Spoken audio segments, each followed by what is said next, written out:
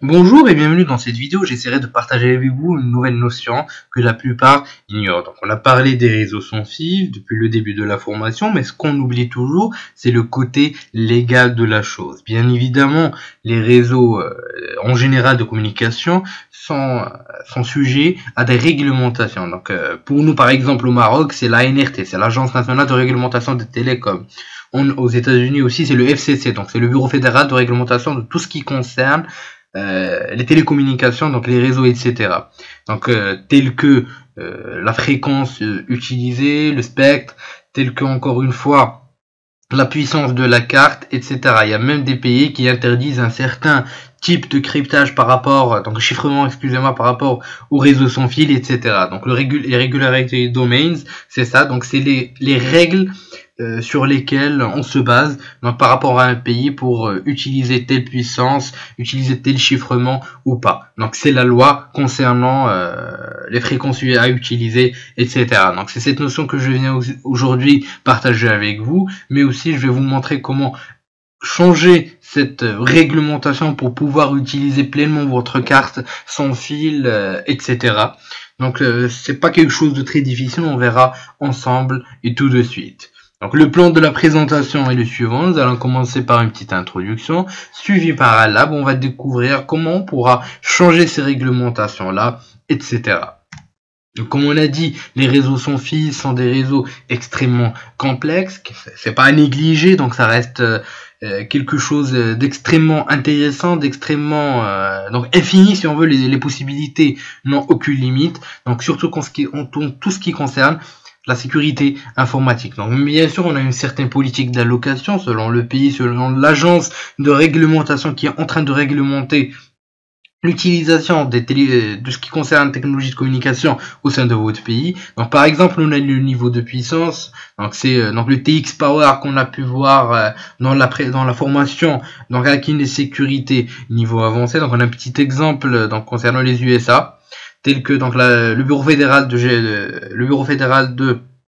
gestion de tout ce qui concerne les télécommunications. Donc on verra plus tard le site rapidement. Donc ils effectuent une régulation de tout ce qui concerne par exemple la puissance, la fréquence utilisée, spectre, etc., etc. Donc comme on a dit, il y avait un moment où il y avait quelques pays qui interdisaient les chiffrements extrêmement forts. Il y a quelques pays aussi qui vont interdire l'utilisation de telle ou telle fréquence, ou encore par exemple la portée de la carte, etc. Donc bien sûr, changer les paramètres de votre regulatory domains. Donc si vous êtes aux USA, que vous changez par exemple de RD vers la Bolivie par exemple, c'est ça, où on a accès à tout à peu près, ou en Canada par exemple, c'est contre la loi. Donc il faut penser, juste son guide d'information, ça reste contre la loi. Donc il ne faut jamais oublier le côté légal de la chose. Donc c'est juste en guide d'information que je viens partager beaucoup cette notion que j'ai remarqué que plusieurs personnes n'ont pas une grande idée de ce que c'est. Donc je vous encourage après la présentation, donc après notre petit TP qu'on va pouvoir voir tout de suite, de faire beaucoup plus de recherches, voir à quoi ça ressemble plus précédemment. Donc sachant que je peux pas tout vous donner en une seule fois pendant les formations, mais je vous donne les choses les plus importantes, les plus pertinentes pour vous en tant que pentester. Donc pour moi, déjà que vous ayez suivi la première et la deuxième formation, vous êtes déjà à un très très bon niveau. Donc là on est juste en train d'approfondir nos connaissances et de partager. Donc je vous encourage encore une fois à faire beaucoup de recherches. Donc sans plus tarder, passons au lab. On va pouvoir découvrir comment on va changer ces RD, mais aussi visualiser tout ça dans tout ce qui concerne donc les logs carnet, donc comme vous pouvez le voir. Donc dans le petit screenshot, et ensemble. Je vous dis merci et allons-y tout de suite tester tout ça. Donc, comme on l'a cité tout à l'heure, c'est le bureau fédéral, donc la commission des télécommunications, qui est en charge, donc un petit exemple de la régulation au niveau des États-Unis. Donc comme vous pouvez le voir, c'est l'équivalent de l'ANRT au Maroc par exemple. Donc, comme vous pouvez le voir, donc c'est leur site officiel. Donc si vous voulez avoir plus d'informations sur ces réglementations là, vous pouvez visiter le site.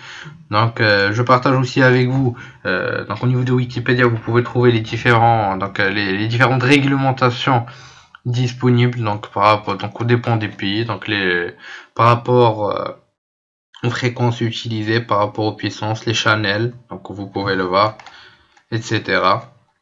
Donc si vous êtes dans un pays outre la France, etc., donc c'est important que vous ayez une petite idée sur ce qui se passe. Donc voilà, donc vous avez toutes les informations concernant ces réglementations là, et vous pouvez, donc il y a plusieurs autres ressources et pas que ça. Donc c'est juste en guise de partage rapidement, vous ayez une petite idée rapidement sur ce qui se passe.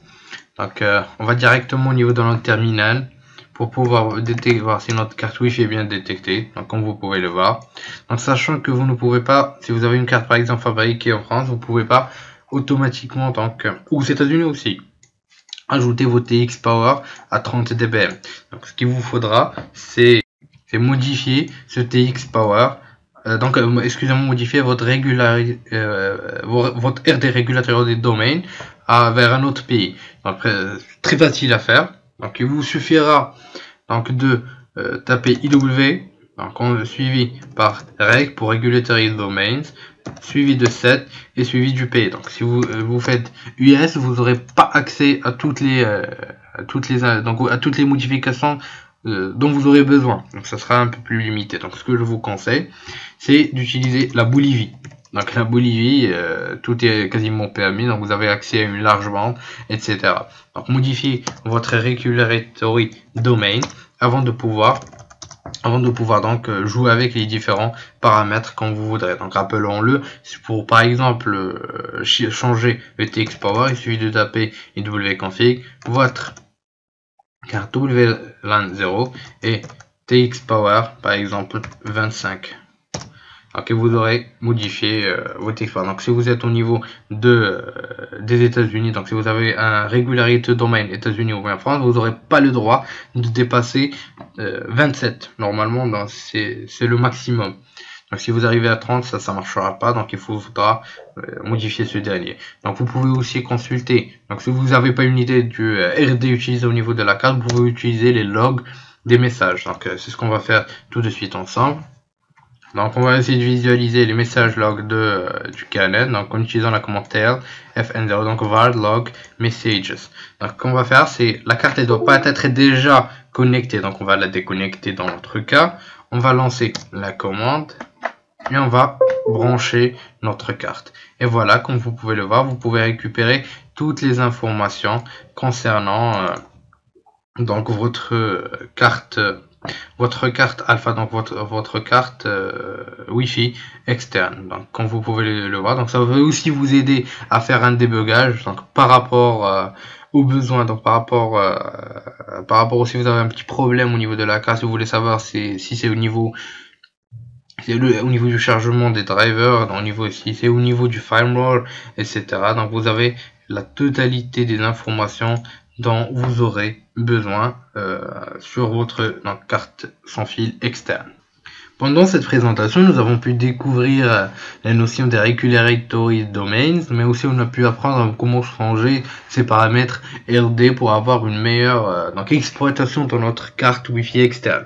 Donc ce que je vous encourage à faire, donc j'ai fait exprès de ne pas exposer toutes les informations en une seule fois, donc je vous encourage à faire des recherches par rapport à la différence de ces RD par rapport au pays, etc. Donc pour moi je vous conseille d'utiliser donc un RD de la Bolivie. Donc à part ça, donc vous pouvez utiliser plusieurs RD, donc cela dépendra de vos besoins. Donc mais n'oubliez pas que changer son RD est contraire à la loi donc du pays dans lequel vous serez. Donc ça dépendra de votre pays, donc de votre situation géographique.